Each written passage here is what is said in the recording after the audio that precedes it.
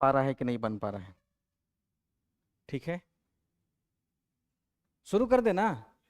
मतलब तैयारी करने का मतलब क्या हो गया कि आपको चैप्टर पढ़ा दिया जाए, ठीक है, कम से कम सिलेबस को पढ़ाया जाए, यानी कि कॉन्सेप्ट दिया जाए। दूसरा है कि अभ्यास प्रश्न कराया जाए।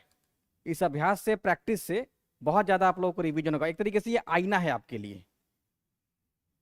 पहला सवाल पूछा गया, भारत से उपबंध, भाषा को समझना है।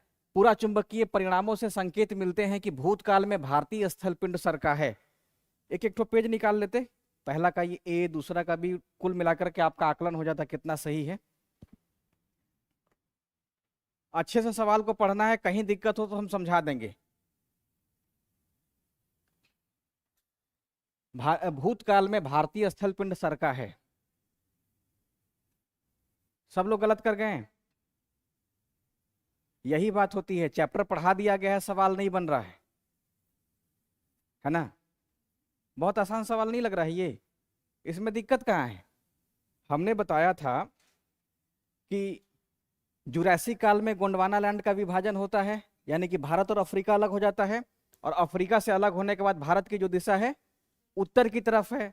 तभी तो उधर से अंगारा लैंड आ रहा था, है ना। अंगारा और गोंडवाना के टकराने से हिमालय का निर्माण हुआ है ना। तो इसका सही उत्तर क्या हो जाना चाहिए? ए। उत्तर को कितने लोगों का सही हुआ? 3 लोगों का सही हुआ बस। ठीक है, इसको समझाते हैं। जैसे हम बता रहे थे कि क्रिटेशियस काल में पैंजिया का विभाजन हो गया था।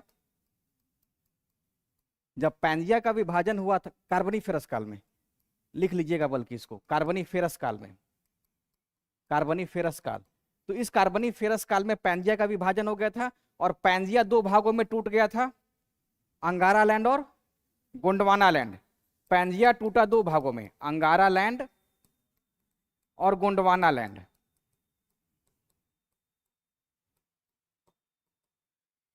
बीच का भाग क्या कहलाया था? टेथी सागर। यानी कि अगर नया सवाल पूछा जाए कि टेथी सागर का जन्म किस समय हुआ था या कब से होना शुरू हो गया था, कार्बोनिफेरस काल से ही टेथी सागर का निर्माण शुरू हो गया था। इसीलिए इसके लिए एक शब्द का इस्तेमाल किया जाता है, टेथिस सागर का खुलना। टेथिस सागर का खुलना। ये किताब में जो लोग पीएचडी वगैरह करते हैं ना, या एमए करते हैं, तो उनके लिए भूगोल वाला जो किताब होता है उसमें टेथिस सागर के बारे में विस्तार से पढ़ना होता है। तो उस समय जो पारिभाषिक शब्द लिखा होता है, टेथिस सागर का खुलना कब से? कार्बोनिफेरस काल से, है ना। और इसी के बाद दोनों तरफ से आप देखिए तो स्थलखंड है, ये भी स्थलखंड हो गया। ये कौन सा? अंगारा लैंड का हो गया। और ये भी स्थलखंड है, ये गोंडवाना लैंड का। और उसके बाद जुरासिक काल में गोंडवाना लैंड का विभाजन हो गया। तभी एक तरफ साउथ अमेरिका बन गया, है ना, अफ्रीका बन गया, इंडिया और ऑस्ट्रेलिया, ठीक है। उसके बाद अंटार्कटिका भी कह सकते हैं। तो टेथी सागर जब विभाजित हुआ, गोंडवाना लैंड जब अलग विभाजित हुआ, तो गोंडवाना लैंड के विखंडन से अलग अलग देश निकल के आए या कंटिनेंट निकल करके आया। पहला सबसे पश्चिम में साउथ अमेरिका, उसके बाद अफ्रीका, इंडिया, ऑस्ट्रेलिया, अंटार्कटिका, ठीक है। तो जुरासिक काल में गोंडवाना लैंड का विभाजन हुआ, और गोंडवाना लैंड का जब विभाजन हुआ तो जिस समय भारत और अफ्रीका अलग हो रहा था,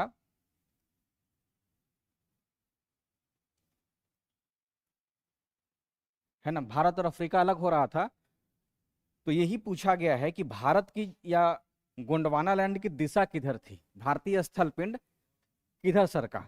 तो भारतीय स्थल पिंड सरका किधर? उत्तर की तरफ सरकते चला गया, है ना। तो ये डायरेक्शन के रूप में दिखा सकते हैं, उत्तर ही बोलेंगे। उत्तर पूर्व एग्जैक्ट नहीं होगा, क्योंकि आप लोग ग्लोब को देखिएगा, जब ग्लोब को देखेंगे तो उत्तर की तरफ दिखाई देगा, है ना। और या तो इसको प्लेट के रूप में वही बता रहे थे कि ये हो गया इंडियन प्लेट, और ये ऊपर वाला यूरेशियाई प्लेट हो गया। उसी को अंगारा लैंड भी कह रहे हैं वेगनर के शब्द में। तो हो गया ना, सारा दिशा मालूम चल गया। अब यही यहां पे रहता कि साउथ अमेरिका कैसे सरका है। साउथ अमेरिका पश्चिम की तरफ सरक गया, है ना। और ऑस्ट्रेलिया पूरब की तरफ सरक गया। पूरा कंटिनेंट का डायरेक्शन याद हो गया आप लोगों को। अंटार्कटिका रहेगा तो दक्षिण की ओर खिसक गया। यानी कि जब गोंडवाना लैंड का विभाजन हुआ उस समय भारत उत्तर की तरफ खिसक गया, ठीक है। अंटार्कटिका दक्षिण की तरफ, ऑस्ट्रेलिया पूरब की तरफ, अफ्रीका थोड़ा पश्चिम और साउथ अमेरिका और पश्चिम की तरफ खिसक गया, है ना। तो भारत से उपबंध पूरा चुंबकीय परिणामों से, ठीक है। इसको आप लोग ध्यान रखिएगा, मतलब पैलियो मैग्नेटिक प्रमाण, एविडेंस। ये कितना आप लोगों को टफ लगा? मतलब बहुत लोग, 3 लोगों को छोड़ के सब लोग गलत कर दिए। सब लोग आगे का लिख लिए ना। ये लिख लेना चाहिए आप लोग कि साउथ अमेरिका सबसे पश्चिम की तरफ खिसका। कल को अगला सवाल पूछ लिया जाए तो किताब में भी नहीं मिलेगा ना, ये आपके नोट्स में ही रहेगा, बुक में तो चर्चा ही नहीं किया है। इस सवाल को आप लोग पढ़िए क्योंकि लैंग्वेज को पढ़ना जरूरी है। भारत में भू आकारों, शब्द से नहीं डरना है। भारत में भू आकारों कुछ कह नहीं रहा है, जैसे कमरा का आकार हो गया वैसे भारत के भू आकारों की रचना के संबंध में निम्नलिखित कथनों पर मनन करना है, थोड़ा सा विचार कर लेना है। पहला, दूसरा, तीसरा, चौथा, और इनमें से कौन सा स्टेटमेंट सही है, सबको अच्छे से पढ़ना है। ये सब पढ़ा दिया गया है, सब पढ़ाया हुआ है। कौन सा? हम बता रहे हैं। ये इसलिए प्रॉब्लम आ रहा है कि आप लोग एनसीईआरटी पढ़े ही नहीं घर पे जाकर के। अभी वो बता रहे हैं कि उसमें सब शब्द जो है डिफिकल्ट दिया, तो मेरा कहना यही था ना कि आप लोग शब्द को देखिए। अब जैसे एग्जाम में चले गए, क्लास में तो हम बता दे रहे हैं, लेकिन एग्जाम में रहेगा तो फिर कैसे होगा? पहले ये बना लेना है तब हम बताएंगे। कौन सा विकल्प सही हुआ? सी हो गया। अब हम समझा रहे हैं। भारत के भू आकारों की संरचना के संबंध में निम्नलिखित कथनों पर विचार कीजिए। यहाँ पे कुछ भी डाल दीजिए शब्द। भू आकार का मतलब क्या हो गया? फिजियोग्राफी। संरचनात्मक दृष्टि से मेघालय पठार दक्कन पठार का ही विस्तारित भाग है। ये हम बता रहे थे कि जो पेनिनसुलर इंडिया है उसका विस्तार कहाँ तक है? मेघालय के पठार तक है, यानी कि गारो खासी जयंतिया तक है, ठीक है। तो ये स्टेटमेंट क्या हो गया? सही हो गया। कश्मीर घाटी की रचना एक समभिनति में हुई है। समभिनति का मतलब क्या होगा? हिमालय का निर्माण फोल्ड से हुआ है, मोड़ पड़ने से हुआ है, मोड़ पड़ने से हुआ है ना। तो समभिनति यानी कि वैसी घाटी जिसका दोनों किनारा जो है समान हो, एक ही ऐसा एंगल पे स्थित हो या झुका हो, समझ गए? तो उसको सम बराबर, अभिनति मतलब घाटी, अभिनति मतलब क्या हो गया? घाटी, और अपनति का मतलब रीज, कटक। अपनति का मतलब रीज हो गया, कटक, ठीक है ना। और दो अपनति के बीच का ही भाग क्या होता है? कॉल होता है, जो अर्धचंद्राकार होता है। कॉल, हम लोग इंदिरा कॉल पढ़ रहे थे, ध्यान आ रहा है? इंदिरा कॉल से लेकर इंदिरा पॉइंट तक। तो दो अपनति के मध्य का अर्धचंद्राकार जो आकृति होता है वो दर्रा कहलाता है या कॉल कहलाता है। तो कश्मीर घाटी की रचना एक सम अभिनति में हुई है, सही है। गंगा मैदान की रचना एक अग्र गर्त में, गर्त से समझ में आ रहा है, यानी कि हिमालय जब बना तो वहां पे गर्त का निर्माण हुआ, यानी कि उसी गर्त को हम लोग टेथी सागर कह रहे हैं ना, ठीक है। तो अग्र गर्त में यानी कि उसके फोरहेड में अग्र गर्त में हुआ है, ठीक है, ये भी सही है। हिमालय की उत्पत्ति भारतीय प्लेट यूरोपीय प्लेट से हुआ है, उसमें चाइनीज नहीं है। तो इस कारण से इसका उत्तर कौन सा हो जाएगा? ऑप्शन ए हो जाएगा। अभ्यास करने से लग रहा है जोर, कहाँ कमी रह गई है? बिना अभ्यास से आप लोग अच्छा स्कोर नहीं कर पाएंगे। और ये सब है ऑफलाइन क्लास में ही बताने का। इसको यूट्यूब पर के लेकर के बैठेंगे ना तो उसमें कोई आएगा ही नहीं। उन लोगों को क्या चाहिए? भारत का क्षेत्रफल कितना है, यही ना। एवरेस्ट की ऊंचाई कितनी है? यूट्यूब पे वैसा ही दर्शक है, भारत का क्षेत्रफल कितना है। वहां पूछ ले कि राजधानी कहाँ है, राज्य कहाँ है, यही सब चलता है। तो ये सब सवाल जो है मतलब अब एग्जाम में क्या होता है कि माइंड जो है बहुत तेज गति से चलता है। 2 घंटा पता चलता कहाँ है एग्जाम में, है ना। जैसे ही 1 घंटा होता है मालूम चलता है कि 150 में आप लोग 45 सवाल किए हैं। अब अगला सवाल 1 घंटे में 105 करना है। तो पढ़ने की जो गति है वो भी आपकी तेजी होनी चाहिए। तो स्पीड पे ध्यान रखिएगा, स्पीड प्लस एक्यूरेसी। ये जो बीपीएससी देने जाएंगे 30 सितंबर को या जब भी हो, तो उसमें स्पीड पे ध्यान रखना है और सटीकता, एक्यूरेसी पे जरूर ध्यान रखिएगा।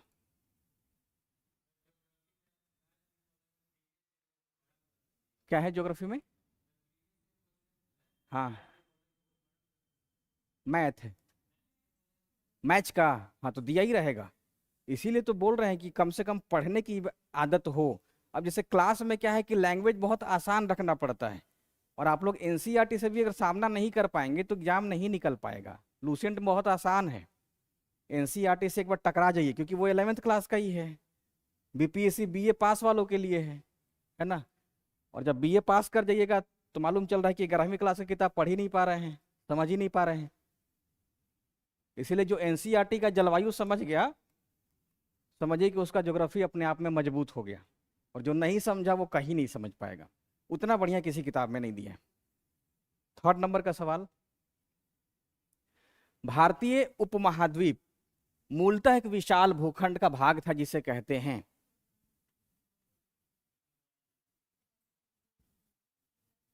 जुरासिक होगा ना।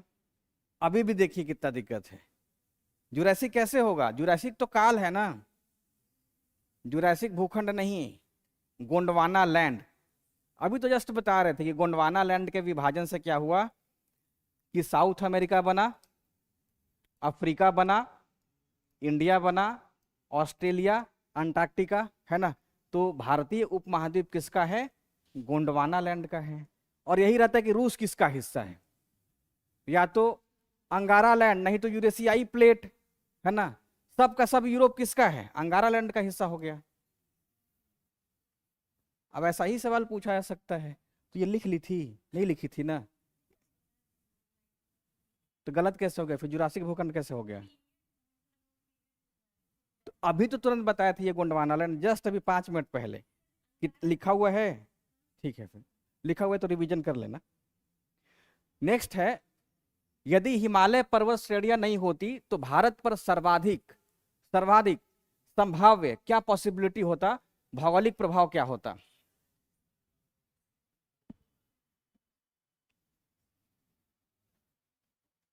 इन सब लेवल से गुजरना पड़ेगा बीपीएससी निकालने के लिए।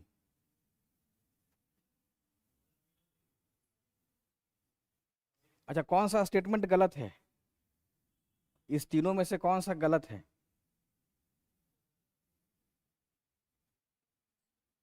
कौन सा गलत है? कोई भी नहीं। और कोई उधर से कौन सा गलत है? कोई नहीं गलत है, ठीक है। तो इसमें कल ही हम बता रहे थे कि अगर हिमालय नहीं होता तो उत्तर की जो हवा है भारत तक पहुंच जाती, है ना। तो ये स्टेटमेंट सही है। सिंधु गंगा मैदान इतनी सुविस्तृत जलोढ़ मृदा से वंचित है, क्यों? क्योंकि हिमालयन रिवर आ रही है हिमालय की तरफ से, इस कारण से वो अपने साथ जलोढ़ या अवसाद लेकर के आ रही है। तो जो भी सेडिमेंट्स लेकर के आ रही है उसको डिपोजिट कर रही है, इसी कारण से जलोढ़ मृदा का हुआ है। और मानसून का प्रतिरूप वर्तमान प्रतिरूप से भिन्न अलग होता, कैसे? हिमालय मानसून पे कैसे प्रभाव देता है?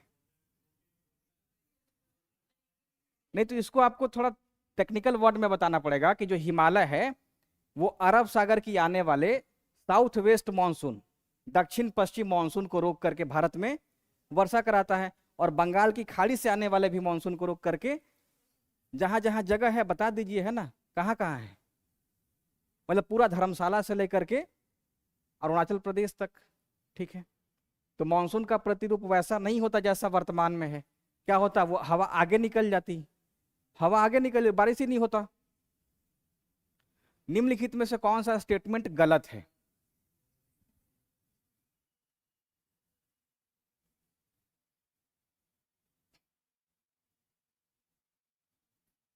उधर बताना है कौन सा स्टेटमेंट गलत है। सी, कोई नहीं। और इधर सी, ठीक है। तो ये जो समुद्र तट का निर्माण हुआ है वो कैसे हुआ है? कैसे हुआ है? ये जब, नहीं, जब अफ्रीका अलग हो रहा था, है ना, जब अफ्रीका अलग हो रहा था, इसको इंडिया मान लिया जाए, तो हम बता रहे थे आपको कि जब अफ्रीका अलग हुआ था तो अफ्रीका और ये जुड़ा हुआ था साथ में, तो इस कारण से यहाँ पे क्या हुआ, एक कगार का निर्माण हुआ है ना। बाद में कगार का भी अगला हिस्सा धंसा और उससे तट का निर्माण हो गया है। ठीक है, तो यहाँ का जो तट का निर्माण है वो दरअसल अफ्रीका के अलग होने के बाद से भ्रंश क्रिया के द्वारा हुआ है ना, दरार पड़ा इस कारण से हुआ है। तो यहाँ पे नदियों का जमाव क्रिया नहीं रहेगा, और नदी यहाँ पे डेल्टा का निर्माण नहीं करती है, एस्चुअरी का निर्माण करती है, यानी कि वो अपने साथ जितना भी मलबा लेकर के आती है वो इतना ना वेग होता है कि उसको बहा देती है आगे में, तो वो एक तरीके से वितरिका के रूप में दिखाई देता है। तो उसको डेल्टा नहीं कह के उसको हम लोग एस्चुअरी कहते हैं, है ना। इतना तेज ना फ्लो होता है ना कि जो भी उसके साथ मलबा होता है वो समुद्र में बिखर जाता है। वही जो पूर्वी हिस्सा है भारत का, पूर्वी तट है, वहां पे नदी का वेग इतना कम हो जाता है कि नदी बहुत स्ट्रगल करती है आगे जाने में, तो जितना भी मलबा रहता है वो तट के पास ही जमा हो जाता है ना। तो कौन सा स्टेटमेंट गलत है, तो सी है। भौमिकीय दृष्टि से प्रायद्वीपीय क्षेत्र भारत का सबसे प्राचीन भाग है, कब का है, ठीक है, ये कब का है, प्री कैम्ब्रियन समय का है। हिमालय विश्व में नवीन वलित, यानी कि ये सबसे लेटेस्ट है। और भारत में गोंडवाना शिलाओं में कोयले का वृहत्तम भंडार है, कितना कोयला है, भारत का 98% कोयला गोंडवाना काल का है, 98% गोंडवाना काल का, और 2% टर्सियरी के समय का है, टर्सियरी के समय का है ना। तो 98% जो कोयला है वो किस प्रकार का है, बिटुमिनस है, और जो टर्सियरी वाला है वो पीट कोयले के रूप में है। यानी कि अब आप लोग बताएंगे कि गोंडवाना पुराना है कि टर्सियरी पुराना है, गोंडवाना पुराना है, तो ताप और दाब का प्रभाव किस पे पड़ेगा, गोंडवाना पे पड़ेगा, तो वो जो कोयला है वो ज़्यादा अच्छा निकल जाएगा, ताप और दबाव के कारण उसका रूपांतरण बहुत अच्छी तरीके से हो जाएगा। टर्सियरी वाला जो है वो कच्चा कोयला के रूप में रहेगा, है ना, क्योंकि लेटेस्ट है, इसी कारण से अभी वो उतना पुराना नहीं हुआ है, तो जलेगा तो वो धुआं करेगा। कोयला का हम लोग 4 प्रकार इसी में बांटते हैं ना, कि जो पीट कोयला है वो सबसे ज्यादा धुआं करता है। ठीक है,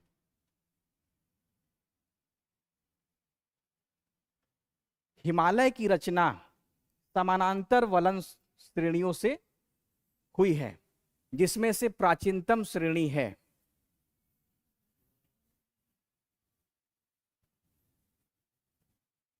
किससे पूछा है, क्या इसका आंसर होगा, क्या होगा, डी, बहुत बढ़िया। और कोई, सी होगा। और ठीक है, इसमें क्या है कि हिमालय की रचना, इसी में आप लोग कंफ्यूज कर रहे हैं ना। हम बता रहे थे कि धौलाधर, पीर पंजाल, नाग टिब्बा, ये सब किसका हिस्सा है, मध्य का ना, मध्य हिमालय का है।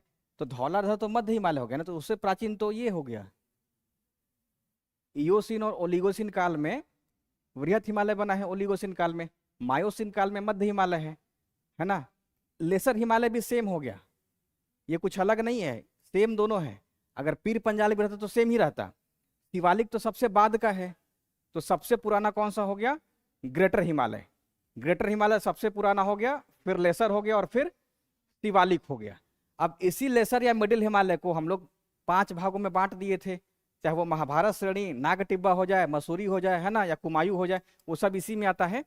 तो उसका जितना भी सब डिवीजन किया रहे, चाहे काराकोरम कौन सा था, पीर पंजाल, चाहे वो पीर पंजाल रहे, चाहे वो धौलाधर रहे, चाहे वो नाग टिब्बा रहे, वो सब का सब ध्यान रखेंगे कि मध्य जो है वो मध्य हिमालय का हिस्सा है, यानी कि वृहत हिमालय से वो ये नया है, और शिवालिक इससे भी नया हो जाएगा।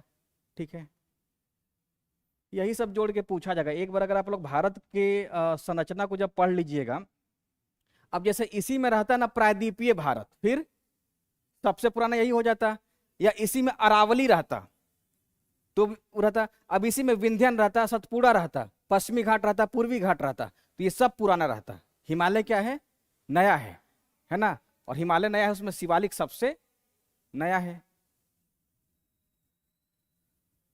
उत्तर भारत में उप हिमालय क्षेत्र, उप हिमालय हम लोग कहते हैं शिवालिक को, क्षेत्र के सहारे फैले पथरीले मैदान को कहा जाता है। इधर तराई भी आवाज आया है, कैसे तराई आ गया, हमने बताया था 4 भागों में बांट करके,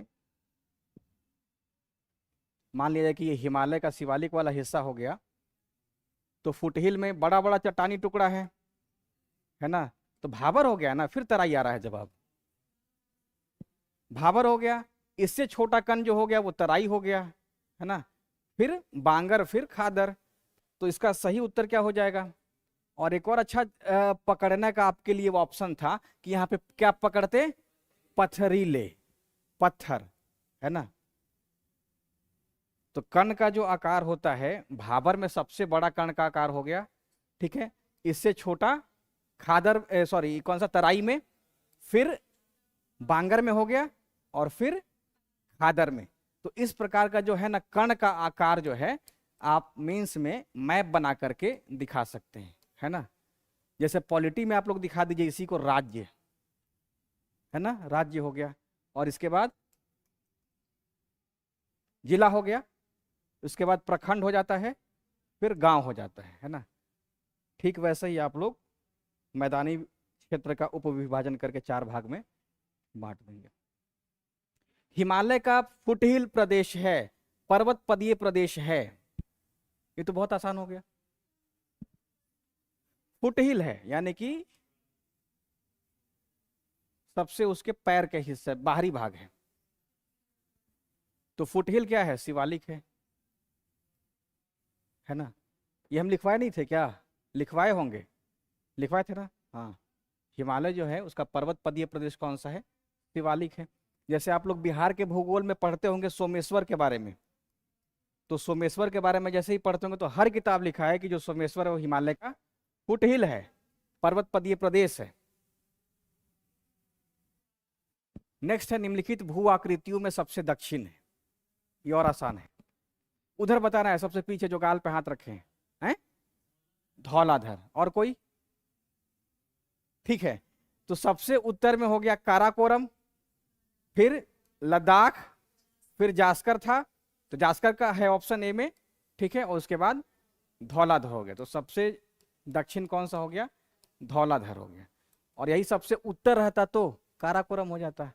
तो एग्जाम में यहाँ पे थोड़ा सा आपको कॉशस रहना पड़ेगा उत्तर और दक्षिण के संदर्भ में। और ठीक वैसे ही पूर्व पश्चिम भी दे देगा, पूर्व पश्चिम भी दे सकता है।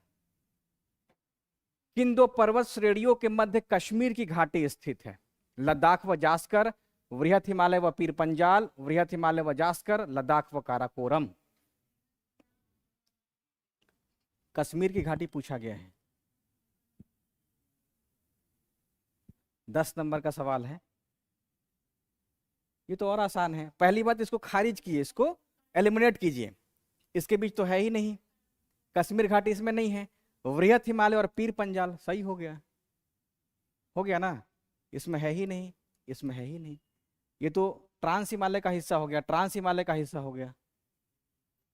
अगर जहां दिक्कत हो उसको एलिमिनेट कीजिए, हर तरीके से देख करके कहाँ पे अपना आंसर फिट बैठ रहा है। तो महान हिमालय और लघु हिमालय के बीच में है कश्मीर की घाटी, इसी कारण से वृहत हिमालय और पीर पंजाल सही उत्तर हो गया। 10 में से किसका हाईएस्ट रहा? कितना स्कोर रहा है? 8 रहा, और 3 गलत हो गया, ठीक है। तो जो तीनों गलत हुआ उस पर घर जाकर के एक बार और,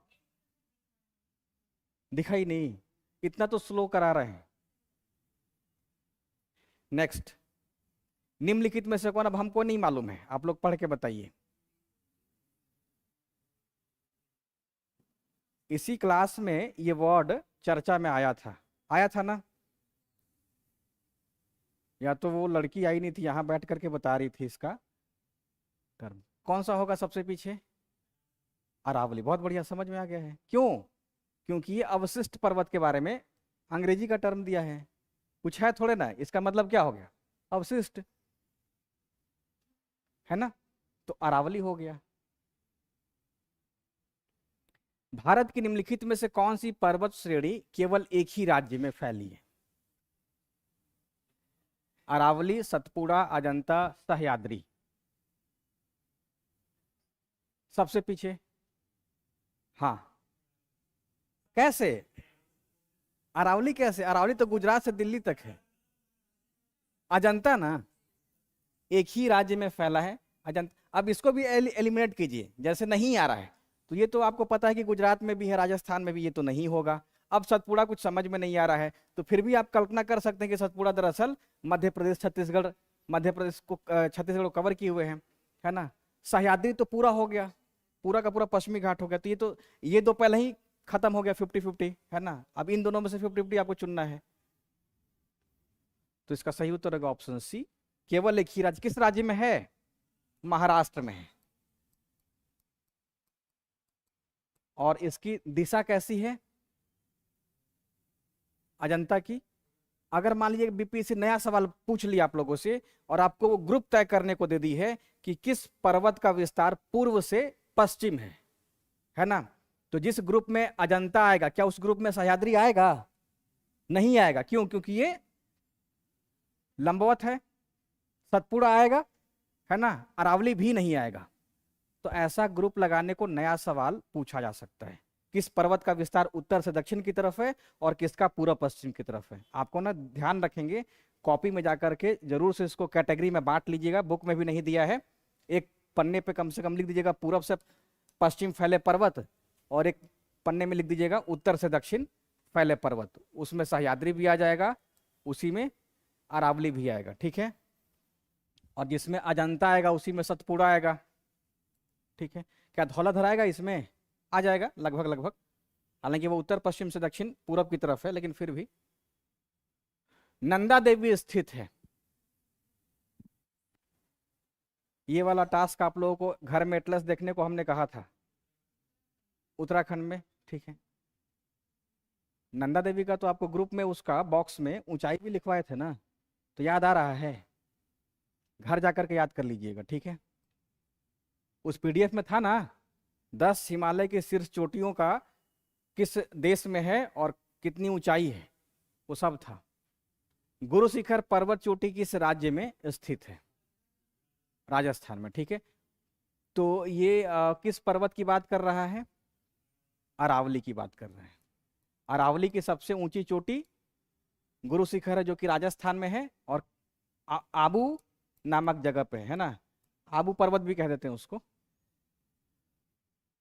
कुल्लू घाटी जिन पर्वत श्रेणी के बीच अवस्थित है वे हैं, अब आपको बताना है। धौलाधर, पीर पंजाल, नागटिब्बा, रणज्योति, लद्दाख तथा, मतलब उसी इलाके का है, लद्दाख, पीर पंजाल, मध्य हिमालय तथा शिवालिक। कुल्लू घाटी पूछा गया है, ये ही होगा आंसर, ठीक है। कुल्लू धौलाधर और पीर पंजाल के मध्य में। नीलांग घाटी किस राज्य में स्थित है? नीलांग यूपीएससी में पूछा गया है, यूपीएससी का सवाल है। उत्तराखंड, ऑप्शन डी, नीलांग घाटी उत्तराखंड में स्थित है। इसीलिए तो बोल रहे हैं कि कम से कम एटलस जाइएगा तो और दिखाई देगा, है ना। निम्न युग्मों में से किसका सुमेल सही नहीं है? बोमडीला, किसका सही नहीं है? भोर घाट कहाँ पे है? महाराष्ट्र में है ना। पाल घाट केरल में ही है। और थाल घाट कहाँ पे है? थाल घाट भी महाराष्ट्र में है।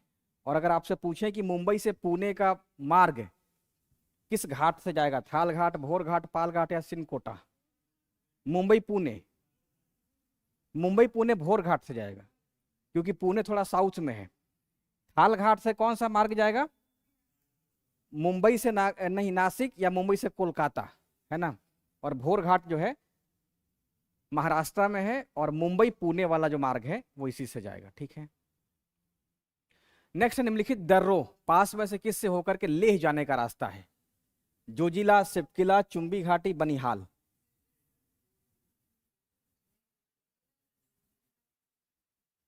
इसमें सिपकिला किसको ध्यान आ रहा है? सिपकिला तो सतलज का मार्ग है ना, तो जोजिला सही उत्तर है, ठीक है। और बनिहाल दर्रे से कौन सा केंद्र शासित प्रदेश जुड़ा है? जम्मू कश्मीर शेष भारत से जुड़ा है। मतलब हम लोग अगर जम्मू कश्मीर जाएंगे ना तो हम लोग को बनिहाल दर्रा से होकर के ही जाना पड़ेगा, यही रास्ता दिया है। तो जम्मू कश्मीर का शेष भारत से जुड़े होने का मेन कारण है बनिहाल पास, ठीक है, ये सब बहुत आप लोगों को पढ़ना चाहिए अच्छे से। निम्नलिखित में से कौन सा हिमनद सबसे बड़ा है? सियाचिन है, बाल्टोरा है, चोमोलुंगमा है, बियाफो है?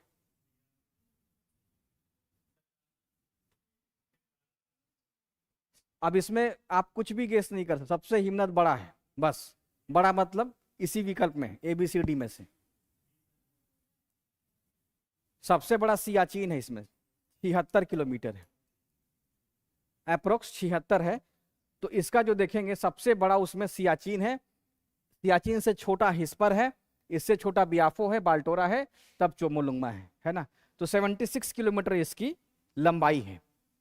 सियाचिन का जो लंबाई है वो 76 किलोमीटर है, ठीक है।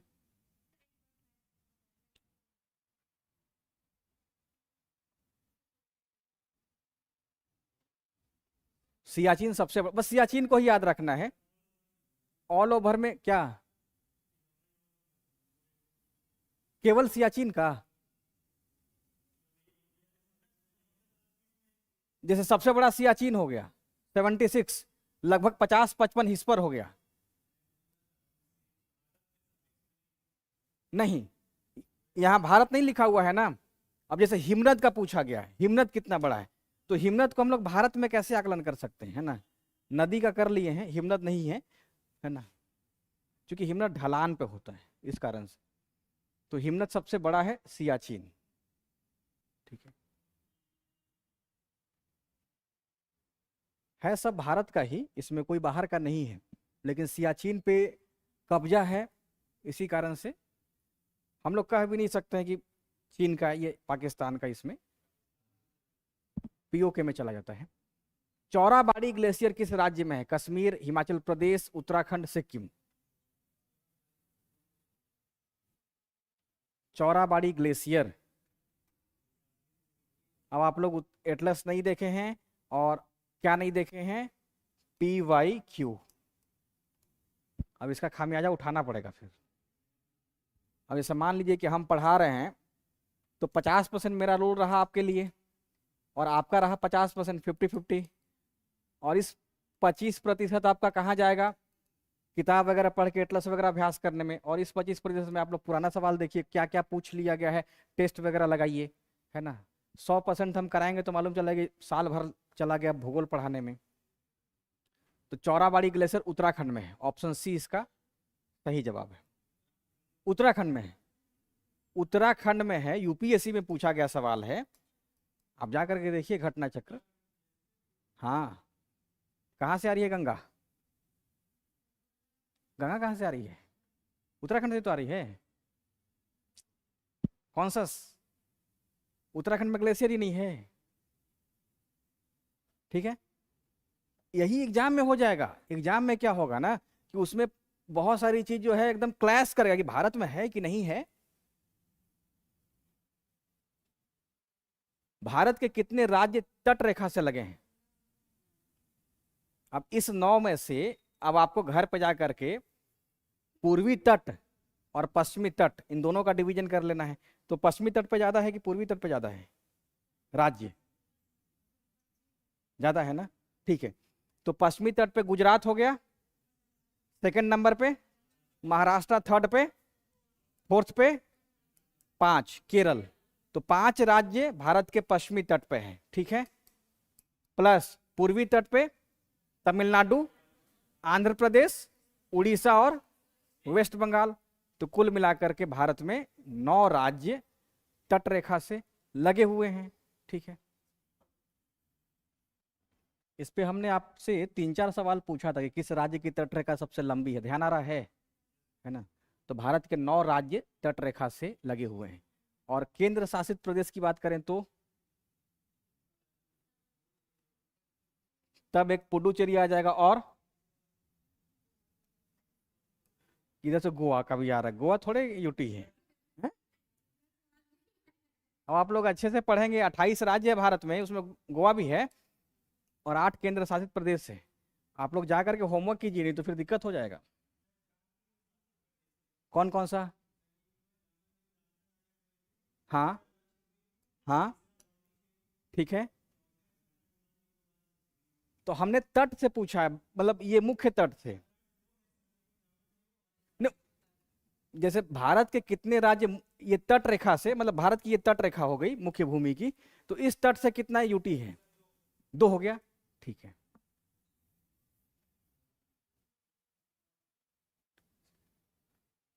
निम्नलिखित में से किस तट से भारत का औसत समुद्र तट, समुद्र तल नापा गया है? मुंबई, चेन्नई, कोचिन, विशाखापट्टनम। ये एकदम वन लाइनर सवाल है। मुंबई से ही मापा गया है, मुंबई से सारा, ठीक है, जहां पे ऑफिस खोल दिया गया है वहीं से सारा सारा समुद्र तल नापा जा रहा है, ठीक है। निम्नलिखित में से केप कोमोरिन के नाम से भी जाना जाता है? मिजोरम, कश्मीर, कन्याकुमारी। किधर कश्मीर का आवाज आ रहा है? सही उत्तर क्या होगा? केप कोमोरिन हम लोग कन्याकुमारी को कहते हैं, है ना। Cape, Cape of Good Hope का भी नाम आप लोग सुने होंगे, अफ्रीका का सबसे दक्षिणतम पॉइंट। तो केप कोमोरिन के नाम से कन्याकुमारी जाना जाता है। यहां पे मिजोरम की चर्चा क्यों कर दी गई है?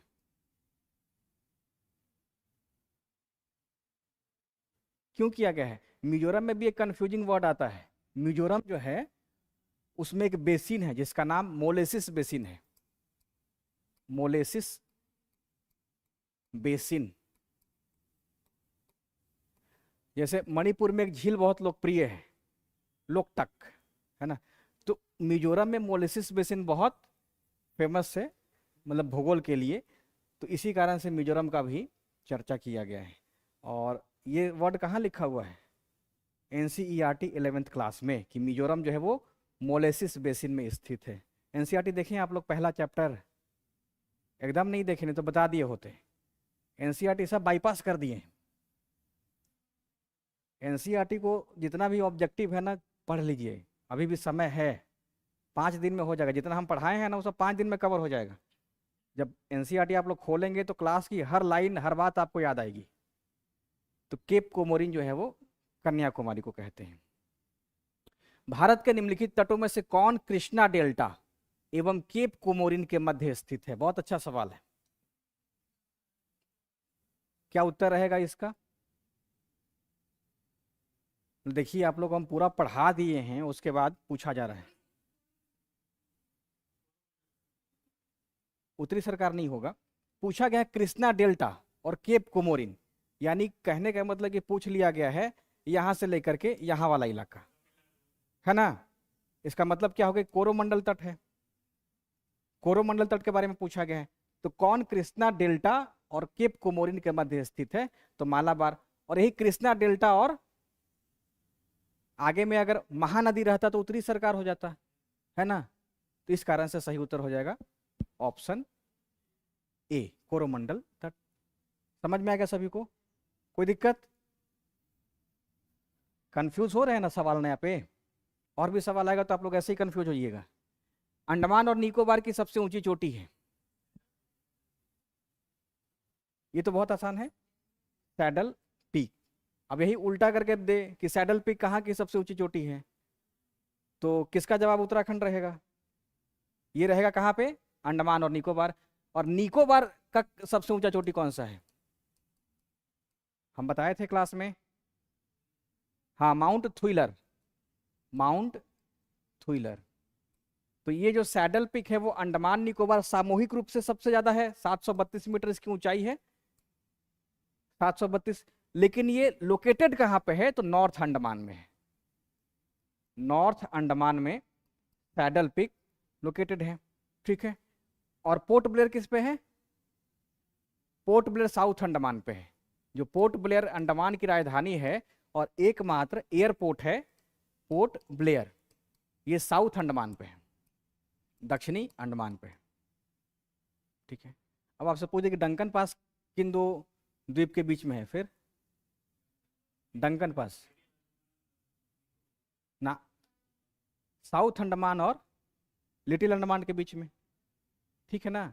और वही 10 डिग्री रहता तो लिटिल और कार निकोबार, ठीक है, लिटिल अंडमान और कार निकोबार। तो अंडमान और निकोबार की सबसे ऊंची चोटी हो गई है सैडल पीक। लातूर किस प्रांत में है? ये दरअसल इसलिए सवाल चर्चा में है क्योंकि लातूर भूकंप के लिए बहुत फेमस रहा है। लातूर और कोयना ये दो जगह वैसा है जहाँ पे भूकंप के कारण, क्योंकि हम लोग मानते हैं कि प्रायद्वीपीय भारत एकदम स्थिर खंड है, यहाँ पे भूकंप आने की संभावना नहीं है, लेकिन पास्ट में दो भूकंप बहुत जबरदस्त आया है। तो लातूर कहाँ पे है? महाराष्ट्र में है। विदर्भ एक प्रादेशिक नाम है और भारत में यह है। विदर्भ हर साल अपने सूखे के लिए चर्चा में रहता है, हर साल न्यूज़पेपर में आता है। तो विदर्भ कहाँ पे है? महाराष्ट्र का अंग है, ठीक है।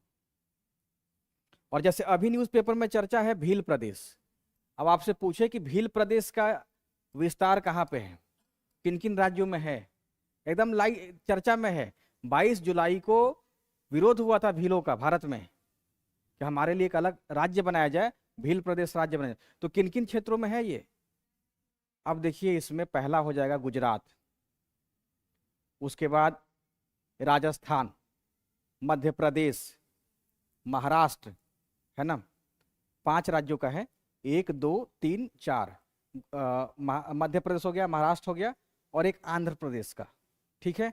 तो आंध्र प्रदेश का ये हिस्सा है। हालांकि भील कहते हैं कि हम छत्तीसगढ़ तक भी हैं, है ना, इसीलिए भिलाई नाम का शहर जो है भील पे ही पड़ा है। भिलाई शहर का नाम सुने हैं ना आप लोग? द्वितीय पंचवर्षीय योजना में यहाँ पे लौह इस्पात संयंत्र की स्थापना की गई थी। तो भील का कहना है कि भिलाई तक है, यानी कि छत्तीसगढ़ तक भी है। लेकिन जिस राज्य की मांग की जा रही है उस राज्य में गुजरात है, राजस्थान है ना, महाराष्ट्र है, इन सभी को मिला करके एक नया भील प्रदेश बना दिया जाए। मणिपुर का अधिकांश धरातल है। ये तो बहुत आसान सवाल पूछा गया।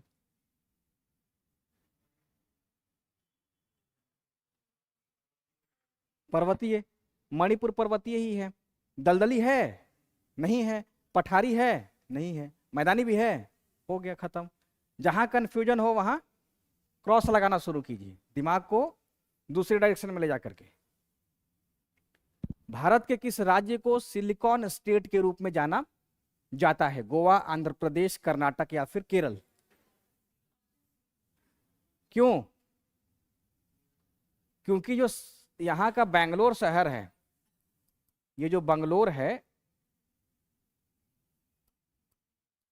तो ये बंगलोर सिलिकॉन वैली के रूप में जाना जाता है, क्योंकि यहाँ पे भारत में सेमीकंडक्टर उद्योग का विकास हो गया है।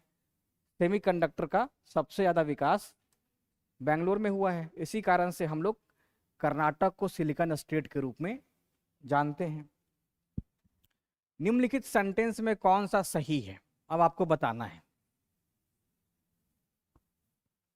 हम इसलिए नहीं पढ़ेंगे क्योंकि आंसर मालूम चल जाएगा।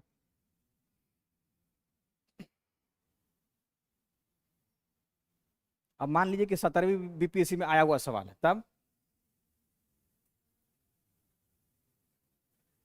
सवाल हमने बनाया है, बनाइए। पीवाईक्यू का नहीं है।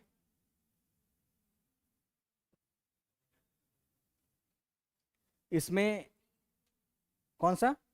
डी। और किसी बी? ए। मध्य प्रदेश की सीमा 5 राज्यों से लगी है, ये सही है।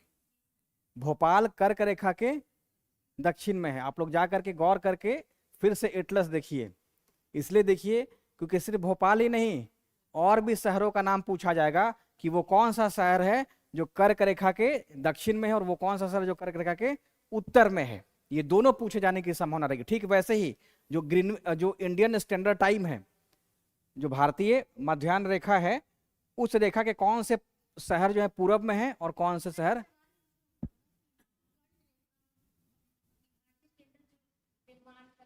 हाँ हाँ, तो हम बता नहीं थे क्लास में? हमने क्लास में बताया नहीं था ये वाला? अच्छा, कौन सा पहाड़ है? बुंदेलखंड। हाँ, तो एमपी का सवाल होगा। यूपी से 69 तो बीपीएससी। हाँ तो ठीक है, तो उस जैसे मान लीजिए कि हमने बताया छत्तीसगढ़, छत्तीसगढ़ तो पर्वत गेस हो जाएगा नहीं उससे, या पठार नहीं गेस हो जाएगा? समझ में आ गया? अब जैसे हमने बताया था आपको कि वो जो दोनों रेखा है कहाँ पे काटती है? छत्तीसगढ़ में काटती है, ये बताए थे ना। और 2 स्टेट ऐसा है जहां से दोनों रेखा गुजर रही है, एमपी प्लस छत्तीसगढ़, है ना। अब आपको इसी पे गेस कर लेना है, जो पठार रहेगा अगर छत्तीसगढ़ में है तो टिक लगा दीजिए, आसान था। अब उसमें अरावली का ऑप्शन रहेगा तो छट जाएगा, और जितना रहेगा उसको छांट दीजिए, करना क्या था। अब ये सब जो सवाल बना रहे हैं उसी बेस पे बना रहे हैं। तो भोपाल कर्क रेखा के दक्षिण में, इसका आंसर स्टेटमेंट ये गलत है। पंजाब राज्य की सीमा कहीं भी जम्मू कश्मीर से नहीं मिलती है, मिलती है पंजाब का जो उत्तर पश्चिम वाला हिस्सा, बाहर में क्या कुछ दिख रहा है क्या, क्या क्या है, अच्छा मैप में दिख रहा है, मैप उधर लगा दिया गया है, अच्छा कोई बात नहीं, ठीक है। तो पंजाब की सीमा मिलती है। अच्छा उधर से देखिए क्या आंसर बता रहे हैं। और अरुणाचल प्रदेश में कोई राष्ट्रीय पार्क कौन सा है, नाम दफा,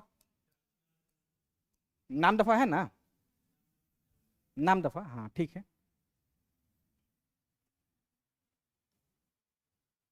भारत की निम्नलिखित नदियों में से कौन हिमालय की सभी श्रेणियों को काटती है, यानी कि महान, लघु और शिवालिक तीनों को काट देती है और तब प्रवाहित, इसको हमने लिखवाया भी था, सतलज, सतलज।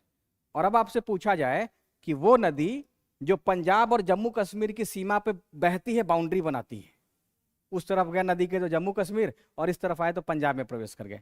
ये जो सवाल पूछा गया था आप लोगों से ना कि पंजाब की सीमा कहीं पे जम्मू कश्मीर से नहीं लगती है, आप लोग देखेंगे तो थोड़ा सा सीमा इतना लग रहा है, लेकिन यहीं पे एक नदी बह रही है, उस नदी का नाम क्या है, नहीं उसका रावी नाम है, रावी। फिर नोट कीजिए, एटलस जाके घर में देखना है, हो सकता है कि आप लोग एक आधा नया सवाल और देख लें, बिना देखे नहीं होगा। तो रावी नदी ध्यान रखेंगे। दामोदर निकलती है, इसको तो कई बार बीपीएससी खुद निकाली अपने एग्जाम में, ये बहुत पूछा गया है, छोटा नागपुर के पठार से, ठीक है। अब इस पर नया सवाल क्या बन सकता है, नया सवाल क्या बन सकता है, जो लोग को 17वीं देना है वो लोग ध्यान रखिएगा, छोटा नागपुर के पठार से जितनी भी नदी निकल रही है सभी नदियों को आप एक जगह लेकर के आइए, छोटा नागपुर पठार से निकलने वाली सारी की सारी नदियों का एक कॉलम दे करके कूट आप लोगों को दे देगा कि अब आप बताइए कि कौन कौन सी नदी जो है छोटा नागपुर के पठार से निकल रही है। इस पठार से निकलने वाली नदियों की दिशा पूछा जा सकता है, साफ दे देगा सवाल कि कौन सी नदी दक्षिण की तरफ प्रवाहित हो रही है, कौन सी नदी पूरब की तरफ जा रही है। बहुत इंपॉर्टेंट बीपीएससी के लिए ये पठार रहेगा, ठीक है। जिनको देना है 17वीं वो बढ़िया से लिख लीजिए कॉपी में, जाकर के एटलस में देख करके नोट कर लेना है। निम्नलिखित में से कौन सी नदी का स्रोत हिमनद में नहीं है, गोमती का, और कोई, इधर से किस नदी का स्रोत नहीं है, हिमनद नहीं आ रहा है, ठीक है। तो गोमती है, कहां से निकलती है, पीलीभीत, और एक झील है फुलहर, फुलहर झील से निकलती है। अब इसी में सवाल आता है कि निम्नलिखित में से कौन सी नदी झील से निकलती है, गोमती, 2 सवाल बन जा रहा है, कौन सी नदी हिमनद से निकलती है नहीं है, और कौन सी नदी झील से निकल रही है। कपोली नदी किस नदी की सहायक नदी है, कपोली नदी किस नदी की सहायक नदी है। अभी तो चाय नहीं चाहिए, चाय नहीं चाहिए, लेते जाइए, इधर से कोई पीना हो तो पी लीजिए, किसी को लेना है चाय, बर्बादी होगा फिर। कपोली नदी किसकी सहायक नदी है, गंडक, कोसी, गंगा या ब्रह्मपुत्र, तो ये किसकी है, ब्रह्मपुत्र का है, ठीक है।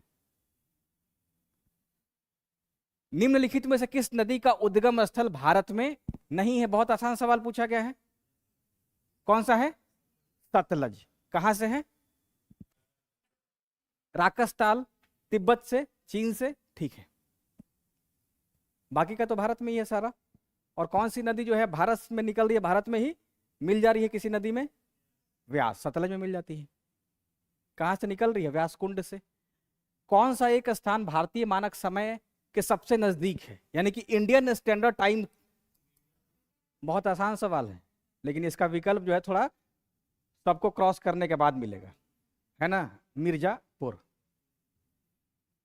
9 डिग्री चैनल अवस्थित है अमीनी द्वीप कवारत्ती के मध्य, कवारत्ती, मिनिकॉय, कार निकोबार, ग्रेट निकोबार, अंडमान और निकोबार के बीच में 9 डिग्री चैनल कहां पे अवस्थित है।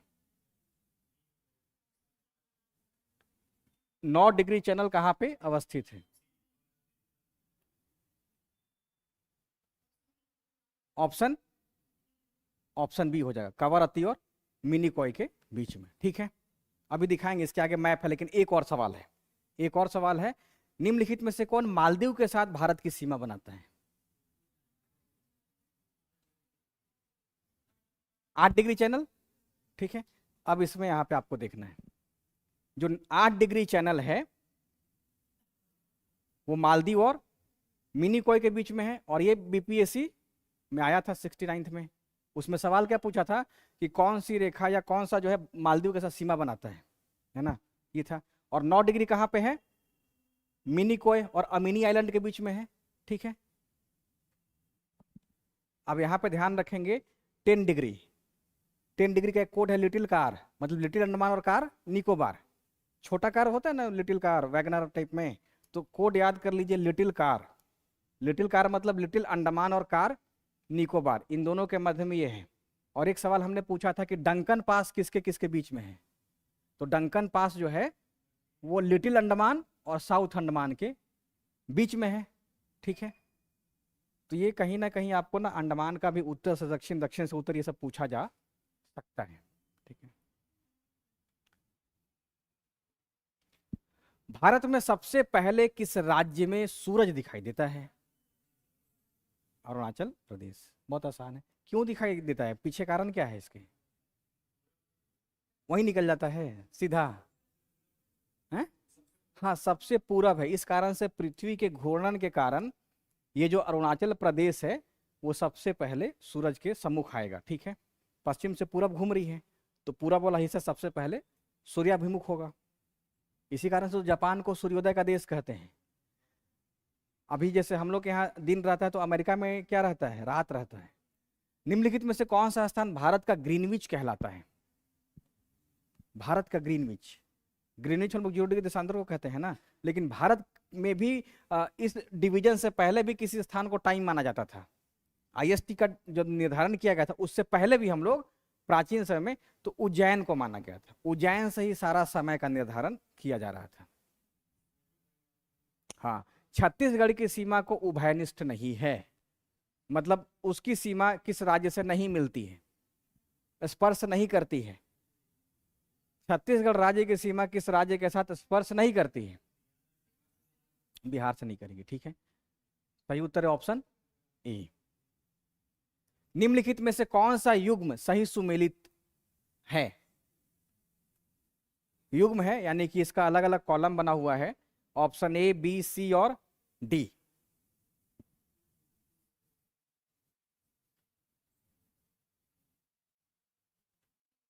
इसमें जो इडुक्की है ना वो जल विद्युत है, हाइड्रो इलेक्ट्रिक है, और यहाँ पे थर्मल दिया है, इसी कारण से ये गलत हो गया।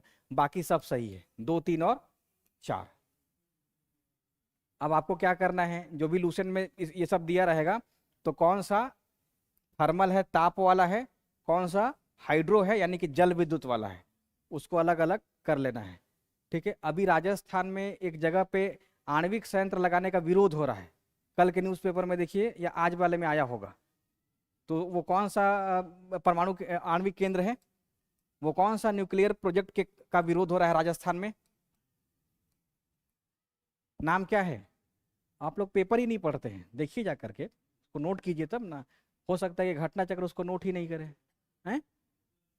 दिया होगा अजीब, हम तो कल मॉर्निंग में भास्कर का जो ऐप है ना उसी में देखे थे। हैं? नहीं तो वो देखना पड़ेगा। अब जैसे बीपीएससी, आपको तो सामना करना है बीपीएससी का ना, आपको ना तो हमको देखना है कि वो क्या पढ़ाए हैं, समझ रहे हैं? आप मेरे पास आइए हर चैप्टर को समझने के लिए, आपका कॉन्सेप्ट क्लियर हो जाएगा, तो जो घर में फोर्स आपका लगेगा वो बहुत आधा लगेगा, कम लगेगा। अब उस बेस पे हमने शुरू में ही कहा कि नोट्स चाहिए। देखिए हिंदी मीडियम में क्या हो रहा है कि रिजल्ट ही नहीं आ रहा है, इसका मतलब क्या हो गया कि कोचिंग संस्थान तो पढ़ा ही दे रहा है ना, कोचिंग, अब स्टूडेंट पढ़ ही नहीं रहा है। मतलब ये क्या है कि दो तरफा संवाद है, हमारा पढ़ाना, आपका सुनना, आपका पूछना, हमारा बताना, तो ये संवाद वैसे ही चलता है। इसका ए 2 3 4। कौन पूछे थे आंसर? बताए तो थे। हो गया। क्यों था? क्योंकि वो जल विद्युत। ठीक है। भारत के प्रथम परमाणु रिएक्टर का नाम है, भारत का प्रथम कौन सा है? अप्सरा है। ठीक है। कैगा कहां पे है? कनाडा, कर्नाटक। ठीक है। और रावत भाटा, नरौरा, नरौरा यूपी में है। ठीक है। अब नाम का छोड़ दीजिए, आपको बीपीएससी पास करना है, नाम कुछ भी रखने दीजिए। ठीक है। तो उसे क्या फील हो रहा है? अब उसमें बताना पड़ेगा। ठीक है। आने वाले समय में लड़कों का नाम भी लड़कियां हथिया लेंगी, आप चिंता क्यों कर रहे हैं? 20 25 साल बीतने दीजिए, हर लड़का का नाम देख लीजिएगा लड़की होगा। हमसे कोई पूछता है कि बच्चे का नाम क्या करें, तो हम बताते हैं कि आप अमिता रख लीजिए, तो नहीं पसंद आता है। किसी लड़की को हम बताते हैं कि अमिता रख लीजिए या सुनीता बबीता, तो कोई पसंद ही नहीं करता है, उसको यूनिक नाम चाहिए। तो आने वाले समय में ये नाम अधिग्रहण हो जाएगा। 2027 से जब संसद में महिलाओं का डोमिनेट शुरू हो जाएगा ना, तो हम लोग बैकफुट पे चले जाएंगे। अभी भी मेल और फीमेल के बीच में जो ज़्यादा डिफरेंस कहाँ पे है? साक्षरता में है। महिलाओं के पास 55 ऐसा कानून है जिसकी बजाय हम लोग को हर क्षेत्र में वो मात दे देंगी, कुछ नहीं कर पाएंगे। ये 55 जो कानून बना हुआ है, अब महिलाओं को पता ही नहीं रहता है। जिस दिन पता हो जाएगा, आने वाले 50 साल में, 2050 तक, पुरुष किचन में सबसे पहले उठ के बर्तन धुलता मिलेगा। अभी भी रील के माध्यम से प्रमोट नहीं किया जा रहा है। रील के माध्यम से जो लोग प्रमोट कर रहे हैं उनके सब्सक्राइबर कितने हैं? 10 मिलियन हैं। और हम जैसे लोग जो बता रहे हैं उसके सब्सक्राइबर कितने हैं? 100, 500, इतना ही ना है। तो आगे आने वाला समय काफी क्रांतिकारी है। डिंडीगुल नाम है। नहीं, महिलाओं को हल्के में मत लीजिए, एकदम चेंज हो जाएगा सिनारियो। अभी बिहार में देखिए ना, जब हम मैट्रिक में पढ़ते थे, तो जितना भी पटना का कोना है, जैसे 10 किलोमीटर का बेली रोड है ना, अब जहाँ जैसे गोला रोड हो गया, राजा बाजार हो गया, शेखपुरा मोड़ हो गया, ठीक है, शास्त्री नगर हो गया, हर कोना पे उचक्का लोगों का पूरा गिरोह रहता था। अब वो सब कोई नहीं दिखता है। पहले क्या था कि कोना पे इनका काम क्या होता था? लड़कियों को कुछ कमेंट करना। अब ये सब खत्म हो गया है। आगे आने वाले समय में है? नहीं, पटना की स्थिति बहुत खराब थी पहले, हम पटना के ही हैं, हमारी पढ़ाई लिखाई सब पटना से हुई है। तो नहीं, जैसे जैसे कानून का शिकंजा कसता गया वैसे वैसे सब गायब हो गया। लेकिन अभी भी गांव में होगा क्या? है नहीं, गांव में होगा, पटना में नहीं दिखता है। ये वाला उत्तर हो गया। डिंडीगुल, हाँ ठीक है, तमिलनाडु का नगर है, आप लोग हिस्ट्री में भी पढ़े होंगे। जंगल महल कहलाने वाला क्षेत्र कहां पे अवस्थित है? नहीं, पश्चिम बंगाल में सुंदरवन। तो जंगल महल कहलाने वाला जो क्षेत्र है वो वेस्ट बंगाल। टिड्डी हर साल चर्चा में रहता है, भारत में प्रवेश करती है, फसलों को नष्ट कर देती है। इस कारण से कौन सी सरकार? पंजाब की सरकार मुआवजा मांगती है कि हमको मुआवजा चाहिए। क्यों? क्योंकि टिड्डी के कारण हमारे किसानों का पूरा फसल जो है चौपट हो गया है। तो ये टिड्डी पाकिस्तान से सीधा पंजाब में प्रवेश कर जाती है ना। कौन सही सुमेलित नहीं है? Sriharikota, Thumba, Bhabha atomic research centre, Pokhran. ये भी बहुत आसान है। ये हो गया महाराष्ट्र में। ठीक है। द हिमालयन माउंटेनियरिंग इंस्टीट्यूट निम्नलिखित में से कहाँ स्थित है? आप लोग बीपीएससी निकालने के बाद सबसे पहला पटना से यही लैंड करेंगे, मतलब बाई रोड नहीं, दार्जिलिंग। बीपाड में जाइएगा ना, उसके बाद आपको पहला जो है भारत दर्शन में यही समय कराया जा रहा है। द हिमालयन माउंटेनियरिंग इंस्टीट्यूट में, है ना। तो इसको अभी से याद किए रहिएगा, ऐसा ना हो कि जब ये नाम विपाट में घोषणा हो तो आपके दिमाग में देहरादून चलने लगे। चक्राता स्थित है। चक्राता, चक्राता कहाँ पे है? हिमाचल प्रदेश, उत्तराखंड, सिक्किम, उत्तराखंड में है। उत्तराखंड में चक्राता हिल स्टेशन है। हिल स्टेशन है, ठीक है। ऊटी, उस पर सवाल है। हाफलोंग कहाँ पे स्थित है?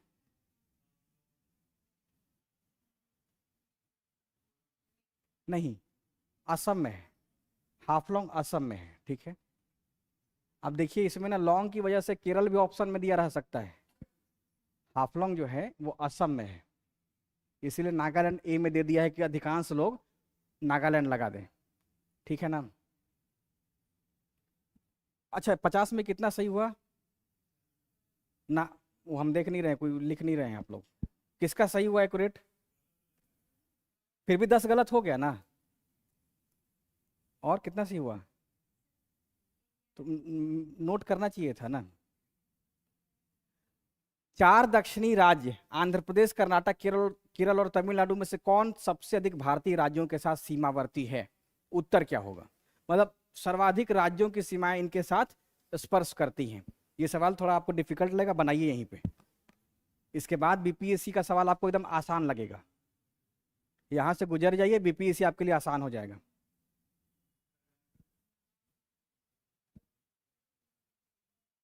उत्तर ऑप्शन सी है, आंध्र प्रदेश और कर्नाटक में से प्रत्येक। आप लोग ब्रैकेट में लिखिए कि क्वेश्चन नंबर 51 को मानचित्र में देखना है, एटलस में देखना है। नोट कर लीजिए सारा। भारत का लगभग 30% क्षेत्र 3 राज्यों में समाहित है। ये 3 राज्य कौन से हैं?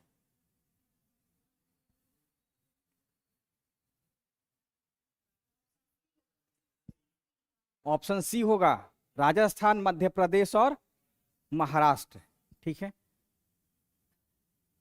निम्नलिखित राज्यों के समूह में से कौन एक तेलंगाना राज्य की सीमा बनाता है?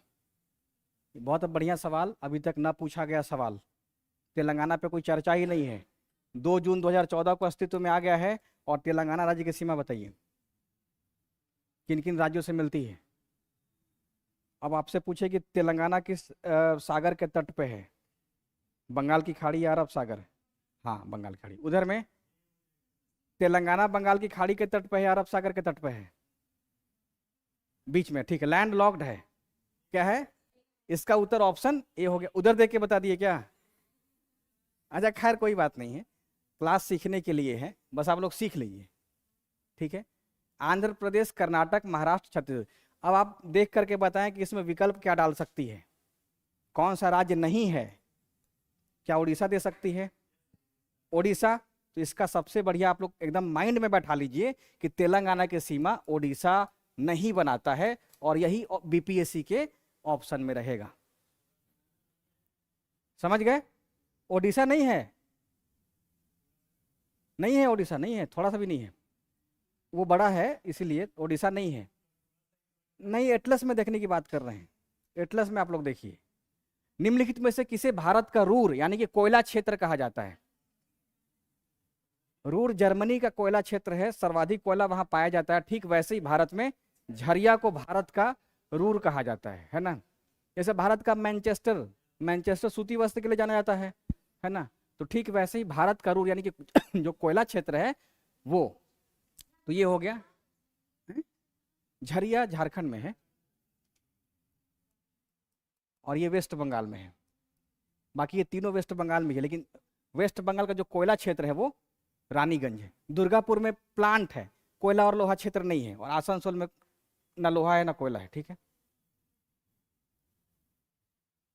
कोल कैपिटल ऑफ इंडिया के नाम से कौन प्रसिद्ध है?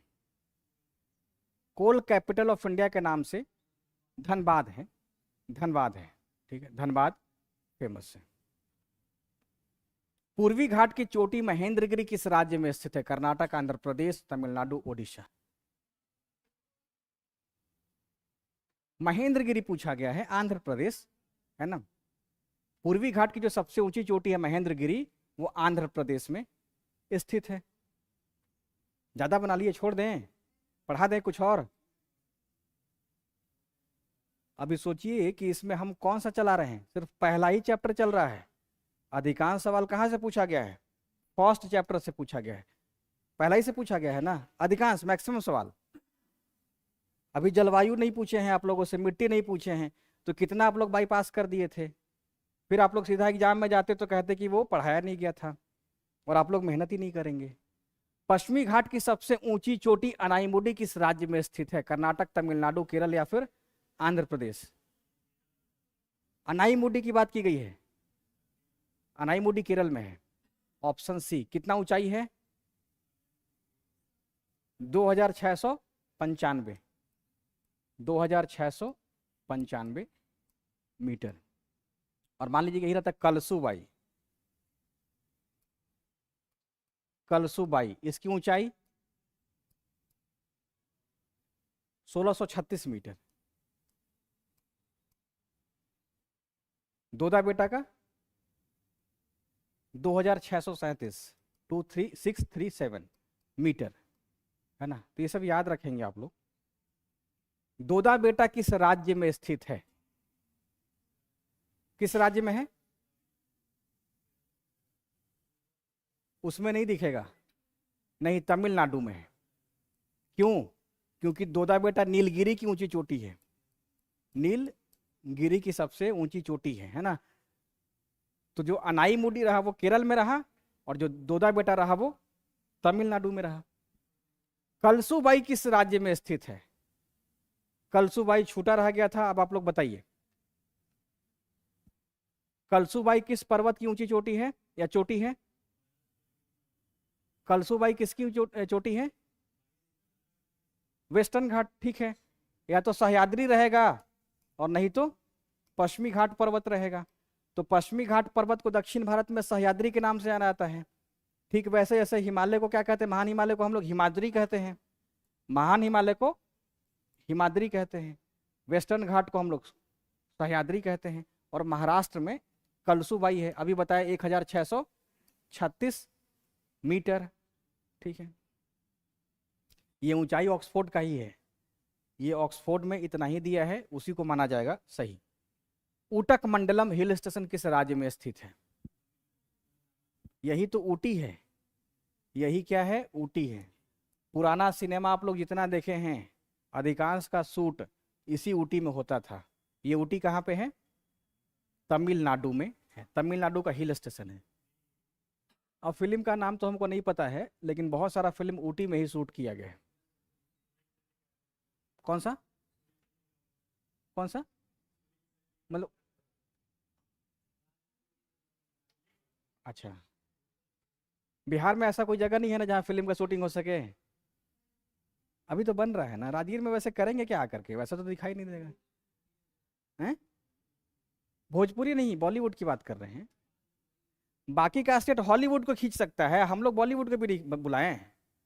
अब भोजपुरी के लिए राजगीर बना दीजिएगा तो वो बेड़ा गर्क ही करेगा। भोजपुरी जैसे कैसे रील आने से लोग कुछ भी वीडियो बना दे रहा है, ऐसा हुआ है ना, कुछ भी लोग बना दे रहा है, कढ़ाई चलाते चाहे कुछ भी। वैसे ही राजगीर में अगर भोजपुरी को मिल जाएगा तो ये लोग कुछ भी हर दिन जो है ना अनाप शनाप वीडियो बनाना शुरू कर देगा। समस्या ये भी है, अब इसके लिए चार्ज हाई कर दे कि उनके पॉकेट से ही बाहर हो जाए, ताकि थोड़ा बढ़िया बजट का फिल्म बने, है ना। जितना ज़्यादा सरलीकरण हो गया, जैसे मेरा मानना है ना, रील जो है इसका निर्माण हुआ है समाज का विनाश करने के लिए। समाज विनाश हो जाएगा इससे, एकदम गौर कीजिएगा। हर बच्चा के हाथ में, हम जब यहाँ से जाते हैं तो जो पीडब्ल्यू का बैच छूटता है ना, तो पीडब्ल्यू का बैच जो 8वां 9वां में पढ़ता है, उन सब के हाथ में स्मार्टफोन है। वो सब रील में तमाम चीज़ दिखता होगा। अगला भविष्य बहुत उन लोगों का डेंजर होगा। व्हाट्सअप का स्टेटस है, दिन भर का मानसिक शांति अगर भंग करना है तो 5 लोग का स्टेटस देख लीजिए। किसी का अगर पुष्कर झील का रहेगा तो आपको भी अचानक से लगे कि हमको भी उधर होना चाहिए। आपका दिन भर का जो शांति है व्हाट्सएप का स्टेटस भंग कर देगा।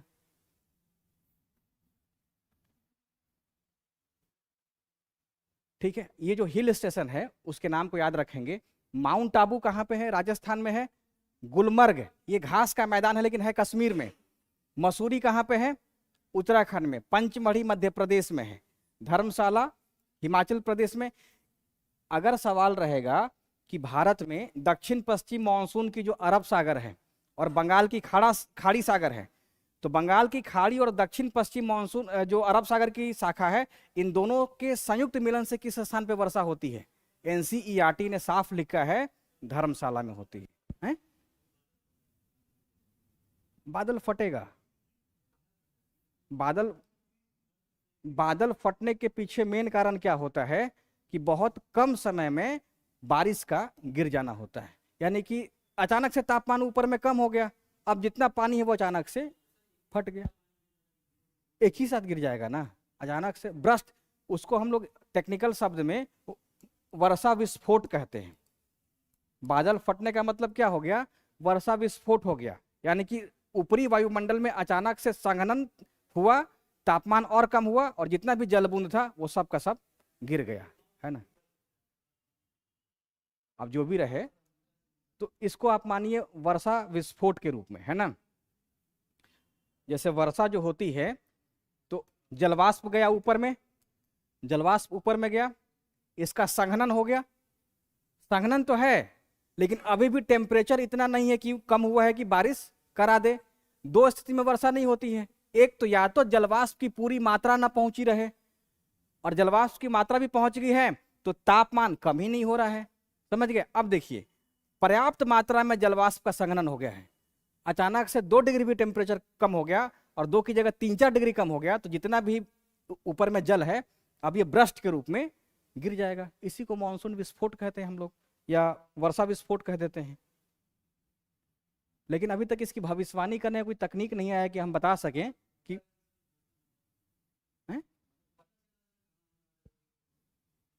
टीवी में तो आता ही रहता है ना। ठीक है, नैनीताल कहाँ पे है? उत्तराखंड में है। शिलोंग कहाँ पे है? मेघालय में है। ठीक है, अब यहाँ पे भी ध्यान रखेंगे आप लोग, सब सारा का सारा इकट्ठे लिख दिया गया है। महाबलेश्वर महाराष्ट्र में है। कोडाई कनाल तमिलनाडु में है, ये हिल स्टेशन है। कसौली कहाँ पे है? हिमाचल प्रदेश। डलहौजी, कुन्नूर, चेरापूंजी, इन सबको नोट कर लीजिएगा, ये सब नहीं आया हुआ है, वो इकट्ठे हम लिख दिए हैं। महाबलेश्वर महाराष्ट्र, कोडाई कनाल तमिलनाडु, कसौली हिमाचल प्रदेश, डलहौजी हिमाचल प्रदेश, कुन्नूर तमिलनाडु, चेरापूंजी मेघालय।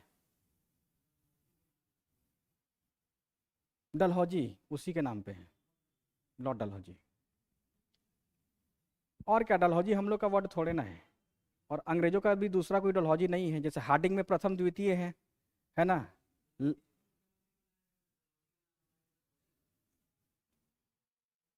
नहीं, वो नहीं करेंगे।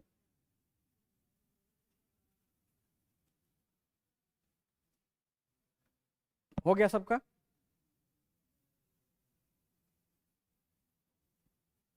तिरुचिरापल्ली किस नदी के तट पे अवस्थित है? वैगई पे है, पेरियार पे है, पंबा पे है, या फिर कावेरी पे है? ये हमने बताया था क्लास में, ये क्लास में हमने बताया था, कावेरी पे है। तिरुचिरापल्ली जो है वो कावेरी पे है। नहीं बताए थे? बताए थे। तो नदियों के किनारे आप लोग एक बार इसको देख लीजिएगा। मूसा नदी या पूड़े जो है, हम मूसा पे है, मूसा नदी पे है। पणजी जो है वो मांडवी पे है। हम 2 नदियों का नाम बताए थे, मांडवी और जुआरी। जो वैगई नदी है उस पे मदुरई शहर बसा हुआ है। जबलपुर जो है नर्मदा पे है। गुवाहाटी ब्रह्मपुत्रा पे है, और कोलकाता हुगली नदी के तट पर अवस्थित है। इसमें आप लोग पणजी को बहुत बढ़िया से याद रखिएगा, नहीं तो अगर जुआरी ऑप्शन में रहेगा ना तो उसमें कंफ्यूजन की स्थिति रहेगी कि मंडोवी को लगा दें या जुआरी को लगा दें, है ना। तो यानी कि पणजी में मंडोवी, ठीक है। पणजी को थोड़ा सा अच्छे से अंडरलाइन करके लिख लेंगे, और मदुरई को भी लिख लेंगे, क्योंकि वैगई के बारे में कभी पूछा ही नहीं गया है। वैगई नदी है, कहाँ पे गिर रही है? पाक स्टेट में गिरने वाली नदी है। हम बता रहे थे, बहुत बहुत टाइम से रिपीट किए थे वैगई के बारे में। और इसकी दिशा कैसे है? दिशा पे भी तो सवाल पूछा जा सकता है। अब जैसे आपको महानदी का आ रहा है, गोदावरी का आ रहा है, अब वैगई का ही नहीं रहा है ना, तो फिर गड़बड़ाएगा। तो वैगई इसलिए भी महत्वपूर्ण रहेगा। हो गया।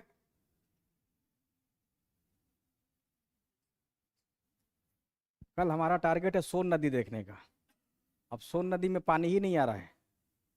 सोन नदी सोन नदी बिहार में लगभग 1 सवा किलोमीटर चौड़ी है ना, कोइलवर के पास।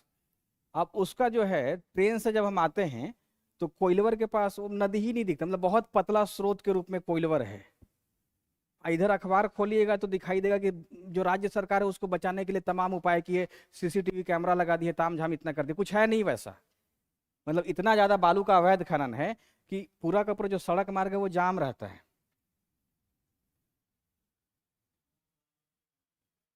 हम देखने कल सोन नदी को इसलिए जाएंगे, हमारा इंटरेस्ट है। पटना में भी गंगा नदी में बाढ़ आया हुआ है तो पानी पीला हो गया है, मतलब मटमैला जैसा हो गया है, गाद लेकर के आ रही है नदी। बारिश के मौसम में गंगा नदी में क्या है, गाद जमा रहता है। इन सबको भी नोट कर लीजिएगा। ये सब लूनी वाला इंपॉर्टेंट रहेगा। लूनी पे अजमेर शहर है, साबरमती तो आसान है, इलाहाबाद भी आसान है, पटना आसान है, दिल्ली आसान है, श्रीरंगपट्टनम को भी कर सकते हैं, कोटा चंबल पे है। कुछ जो शहर है और जिस नदी पे, और बाकी आप लोग एड्रेस में तो देख सकते हैं ना। अब जैसे एड्रेस में ध्यान आया कि और ब्रह्मपुत्रा का हम लोग खंगालते हैं, तो इससे कम से कम इंटरेस्ट जगेगा।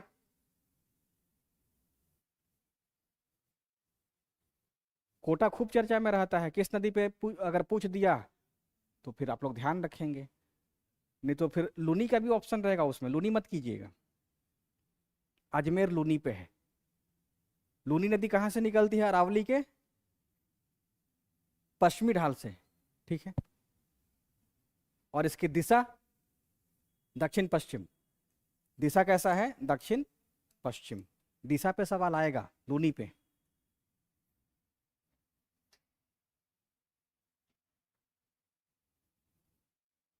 भूगोल में हम ये आप लोगों को ना बहुत डीप में उतार दिए हैं आज, सवाल के माध्यम से बहुत डीप आप लोग चले गए हैं।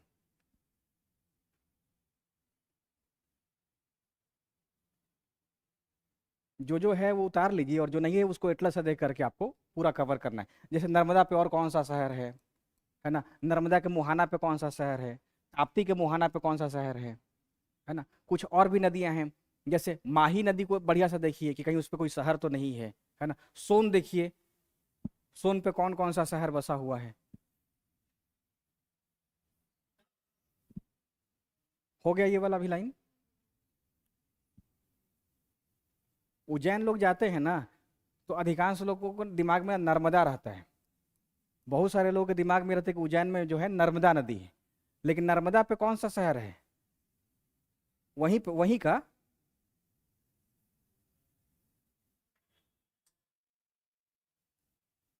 जैसे नर्मदा है तो वहां पे एक शहर है जिसका नाम है ओमकारेश्वर, तो ये नर्मदा पे है। 12 ज्योतिर्लिंग, 12 ज्योतिर्लिंग की चर्चा की गई है, उसमें एक ओंकारेश्वर भी है। तो ये ओंकारेश्वर नर्मदा पे है, और इसके बाद उज्जैन, दोनों के बीच में आधा 1 घंटा का दूरी है।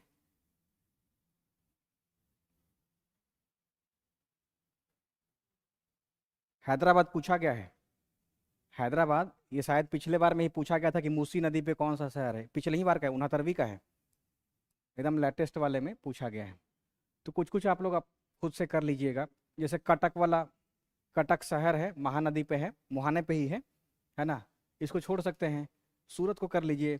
अयोध्या तो और चर्चा में रहता है, ऐसा ना कि बहुत से लोग गंगा कर देंगे, बहुत से लोग अयोध्या को गंगा पे कर देंगे, कोई भरोसा नहीं है ना। मूसी को कर ली तो पूछा ही है। संबलपुर को कर लेंगे, विजयवाड़ा, कृष्णा।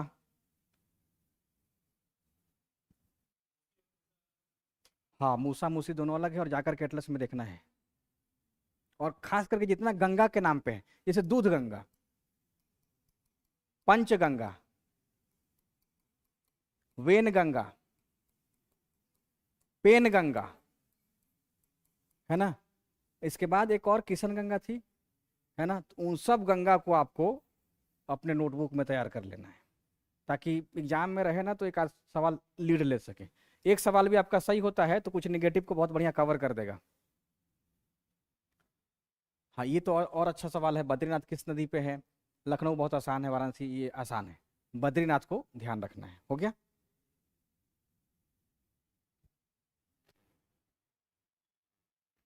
सोच लीजिए, इतना ही सवाल अगर हम मिट्टी पे बना के ले आए हैं, जलवायु पे बना के ले आए हैं, तो आपको कितना भी और अपने से पढ़ना है।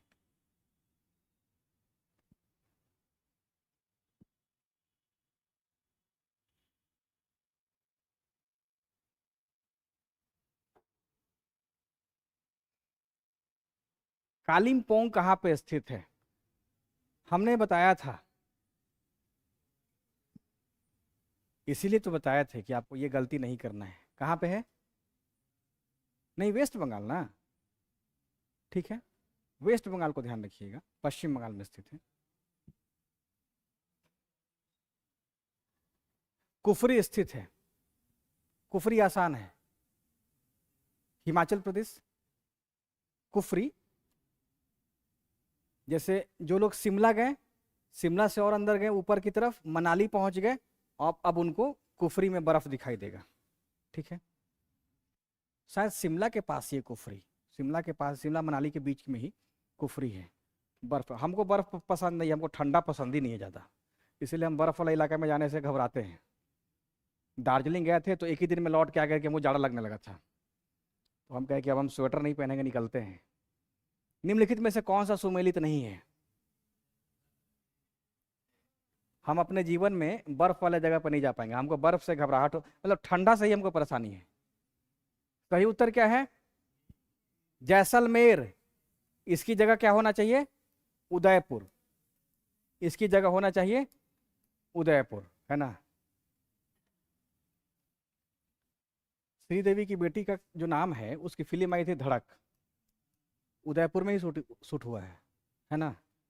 कौन सा नाम है? हाँ, हम देखे तो उस फिल्म को जयपुर में ही देखे थे। भारत में उस समय क्लास ले रहे थे राजस्थान में मेंस का, तो रात में सारे टीचर का मूड बना कि चलते हैं सिनेमा देखने, तो उस समय धड़क रिलीज हुआ था।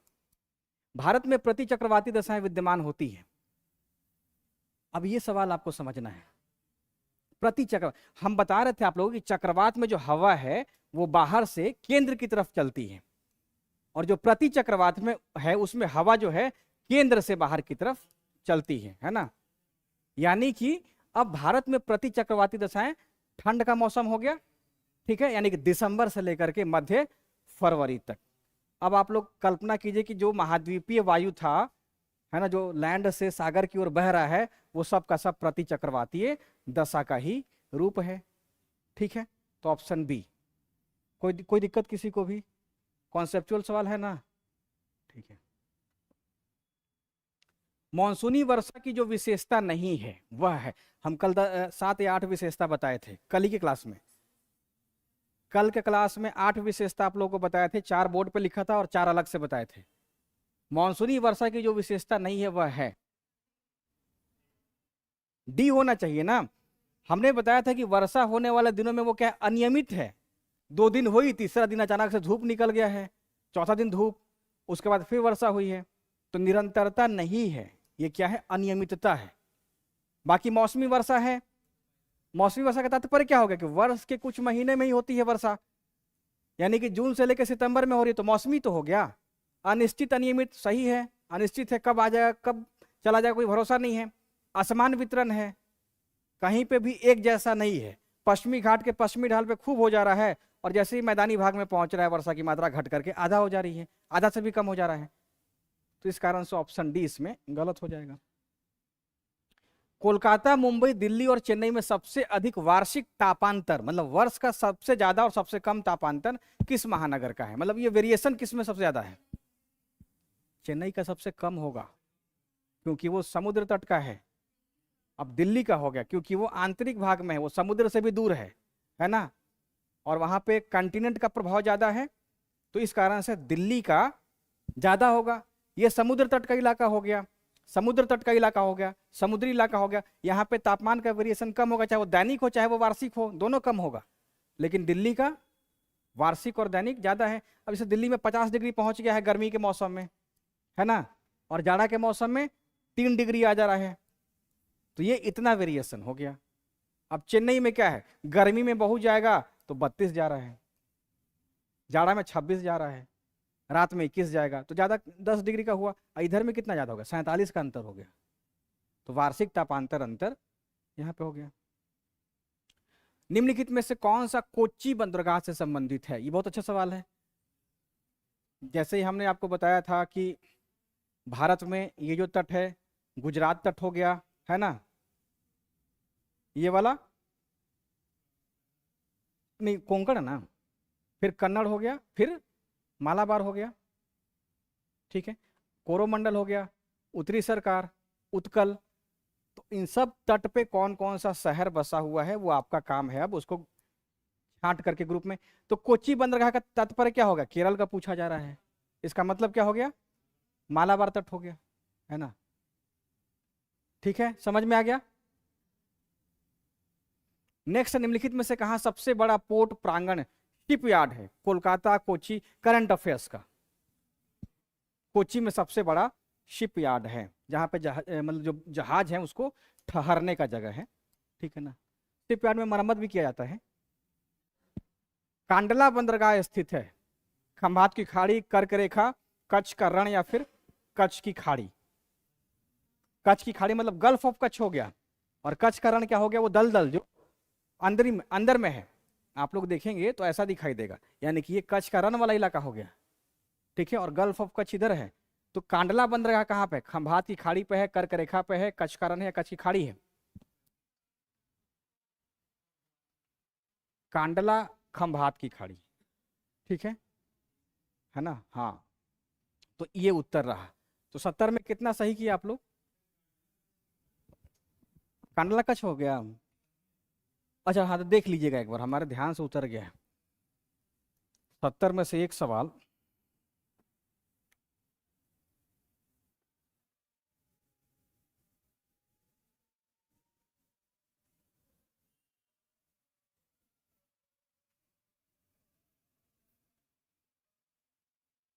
हाँ, कच्छ की खाड़ी, ऑप्शन डी, कच्छ की खाड़ी।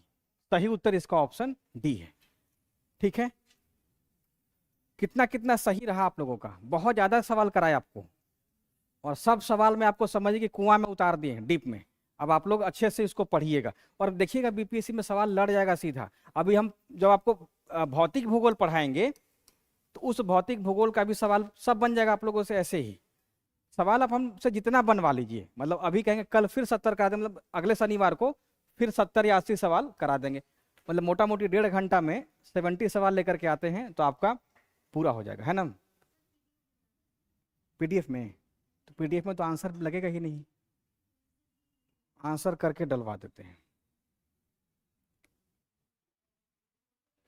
हम, पीडीएफ आंसर वाला भेज देंगे तो वो डल जाएगा, ठीक है ना। लेकिन आप लोग अब अपने से जाकर के बढ़िया से क्या देखना है, एटलस, ठीक है, ठीक है। फिर समझ में आ गया सबको, कोई दिक्कत किसी को? हाँ, चेन्नई में है, नहीं मुंबई में ही है। जैसे मान लिया जाए कि जो सवाल पूछा गया था कि भारत में औसत समुद्र तल से ऊंचाई कहाँ माना जा रहा है ना, औसत समुद्र तल से ऊंचाई। अब जैसे कि हम लोग क्या कहते हैं कि एवरेस्ट की ऊंचाई सी लेवल से कितना है, 8,848 है। तो ये जो मापन का डेटा आया है वो मुंबई में समुद्र का जो तल है वहां से मिला करके लिया गया है, यानी कि भारत में पहले सबको आकलन किया गया है, मुंबई से लेके यहाँ से लेके वेस्ट बंगाल तक। तो निर्णय लिया गया कि मुंबई में एक केंद्र बना दिया जाए, मुंबई में केंद्र का स्थापना कर दिया जाए, और उस केंद्र पे सारा इंफ्रास्ट्रक्चर लगा दिया गया है, ठीक है। अब वो जितना मशीन वहां पे है ना, वो सब औसत समुद्र तल का मापन मुंबई से ही करती है, मुंबई से ही करती है ना। तो इसमें कुछ रॉकेट साइंस नहीं है, बस एक केंद्र की स्थापना कर दिया गया है और ये तय किया गया है कि कहां पे सुटेबल रहेगा।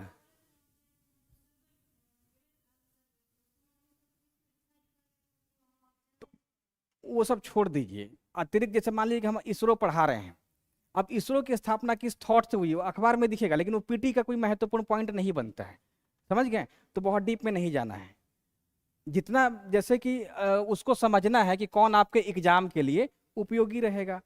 अब वन लाइनर ये सवाल है, है ना, इतना कर। अब इस इसरो की स्थापना कहाँ पे हुई है? इसरो कहाँ पे है? बेंगलुरु में है। क्यों किया गया है? नहीं, ऐसे ऐसे नहीं पढ़ना है हम लोगों को, बात को समझ गए हैं? इस तरीके से हमको नहीं देखना है कि इसरो वहीं पे क्यों है, बॉलीवुड मुंबई में ही क्यों है, चेन्नई में क्यों नहीं, तो वो नहीं करना है। जानकारी रहेगा, हम 1 घंटा बोल सकते, लेकिन वो कोई काम का नहीं रहेगा, समझ गए ना? ठीक है, तो आपको क्या पढ़ना है और क्या छोड़ देना है, इस पे भी फोकस करना है, छोड़ देने वाला भी छोड़ दीजिएगा। ठीक, बहुत सारा ऐसा चीज इसको जानना ही नहीं है ना। अब जैसे भील प्रदेश के बारे में खूब चल रहा है, बस उसका आप लोग देख लीजिए, अब भील की उत्पत्ति कैसे हो रही है ना, क्रमिक विकास कैसे हो रहा है, उसमें साक्षरता दर कितनी, जान के आप क्या करेंगे? क्या जानकारी होगा, लेकिन उसका एग्जाम से कोई मतलब है नहीं है। तो बहुत सारी चीजों को आप छोड़ दीजिए। ठीक है, अब जैसे कहीं भूकंप केंद्र है, क्यों वहीं पे बनाया गया है, उसके पीछे एक आध रीजन आपको पता है तो ठीक है, नहीं तो उसको छोड़ दीजिए, है ना। ठीक है, तो कुछ चीजों को स्कीप कर दीजिए, हम लोग उतना पढ़ाने के लिए साइंस में नहीं जाते हैं, है ना। जैसे ये वाला बता रहे थे, कौन सा? एक्सपोसेट। एक्सपोसेट। अब एक्सपोसेट के बारे में जनसत्ता में एक आर्टिकल आया था, उस आर्टिकल को जब हम पढ़ रहे थे तो उसका कई सारा पॉइंट हमको समझ में ही नहीं आया, हम छोड़ दिए। क्यों? क्योंकि वो हमारे लिए नहीं है, वो किसके लिए है? जो भौतिक विज्ञानी है, भौतिक विज्ञानी, वो समझ सकता है कौन सी किरण है, क्या है। जिसका फिजिक्स रहेगा ना, वो अच्छे से समझेगा। हम लोग को क्या पढ़ना है? सामान्य अध्ययन, है ना। तो हम लोग सामान्य की तरह पढ़ेंगे। ठीक है, ठीक है। और कोई सवाल? इनसे बचना है, हमको नहीं आ रहा है या जान के कोई मतलब नहीं है, वो माहौल बनाने का काम आता है। ठीक है, माहौल बनाने से बचना है। नेक्स्ट टाइम में हम पढ़ाएंगे खनिज और उपयोग, मंडे को खनिज